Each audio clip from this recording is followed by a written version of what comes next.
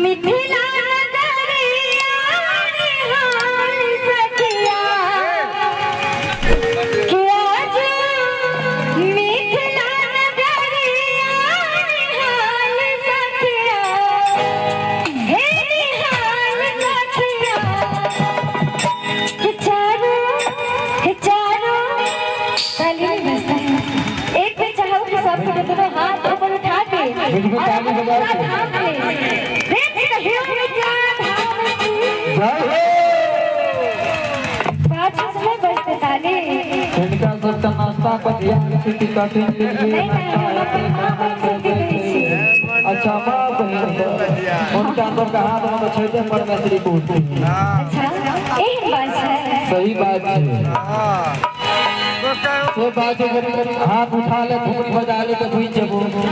हमर मारे से एकदम तैयारी छे अच्छा तैयार छे ना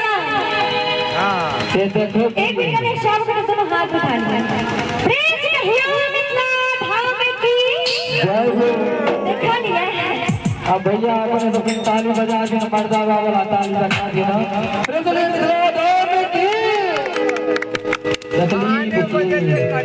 ऐ ताली से वो मछरा न मरते इनका सबका हाथ ताल में तीन लोग उठे थे थोड़ा पार्टी का ऐसे समय एगो चोर पावन में एगो रेगो जीत गेले एगो छठ परमेश्वरी का एगो कौन दिन मंदिर तोरा पे ये बात अच्छा हां चल बुझी गा